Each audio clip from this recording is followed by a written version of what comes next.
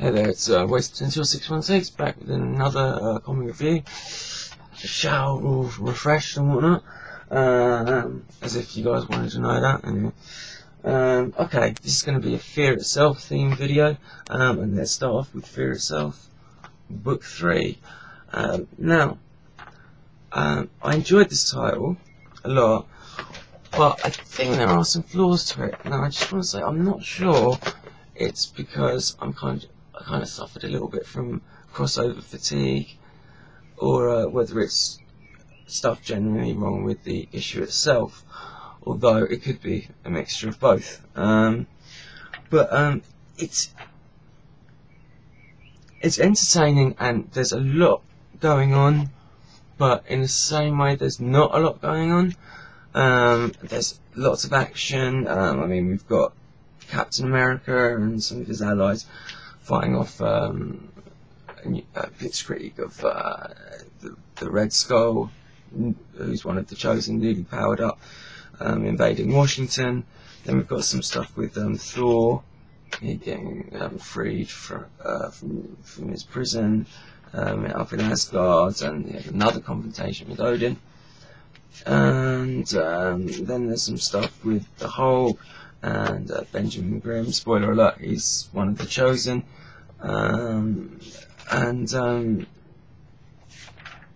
Yeah, and then there's a big thing with Captain America. Spoiler alert, it's not a huge spoiler alert really, because we all knew this was going to happen. Basically, he gets taken out of commission. This is the Bucky Barnes Captain America, by the way, by the Red Skull. And it's done really cool, you know, it's really action packed. It's a good fight. I enjoyed it.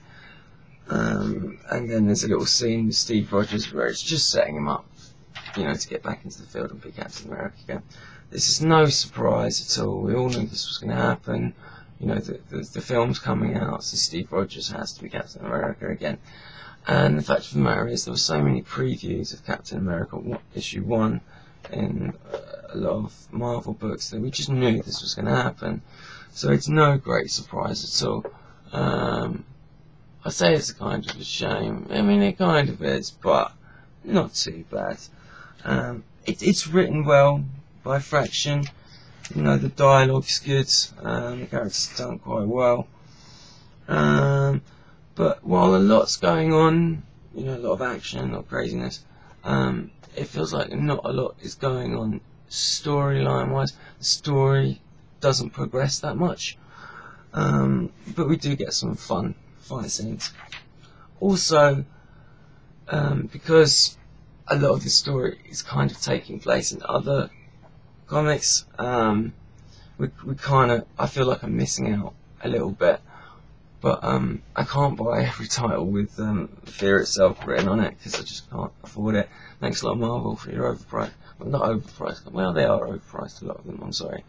But, you know, as I've complained about before, Marvel, you need to lower your prices. You're killing your fans here, you really are. But there we go. And as I mean, okay, at the end it sort of tells you what titles you need to pick up now. Follow the fight with the Avengers and the Hulk in Avengers 15. Luckily, I get that title, but everything else, you know, Things Rampage in Fear Itself, Spider-Man 3, I'm not getting that. And the Absorber Man's attack on Dubai, that's Avengers Academy, I don't get. So I'm going to miss that part of the story. But anyway, I digress. Yeah, I did enjoy this. It's written well. Now, don't misinterpret me. I really like the artwork.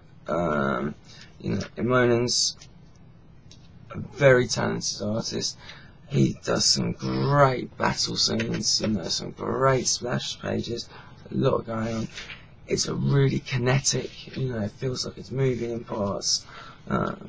It is very entertaining. For me personally, I kind of feel that his style doesn't quite suit it. I feel maybe more of a slightly realistic style. I don't know. That's just me, you know, because he's a great artist and it's done really well. But just stylistically, I'm not 100% sold. But apart from that, really cool. And yeah, the last battle scene with Captain America, really cool. I mean, I can kind of compare it to some of the other crossovers in Civil War and the Skrull Secret Invasion stuff. And, I mean, especially with the Skrull Invasion, there is kind of more going on. I think I'm being a little bit negative just because there's been so many crossovers lately. But there you go, in the past few years. But there you go, anyway.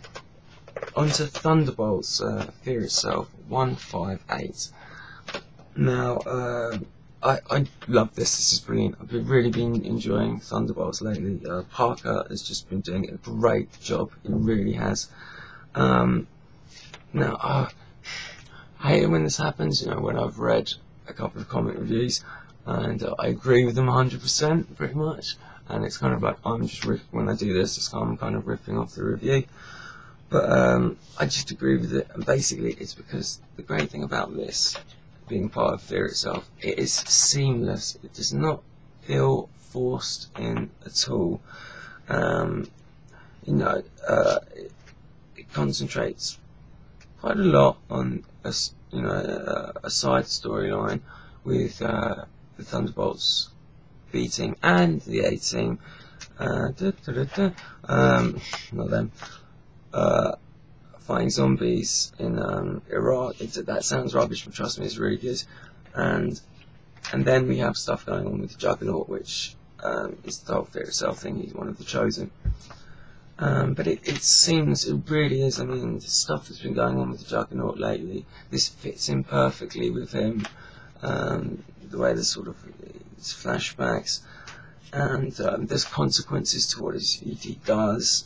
And so the other Thunderbolts have to deal with it, and it's meshed in perfectly. It's done really well, and also Walker's Kevin Walker's artwork is just really well suited to this.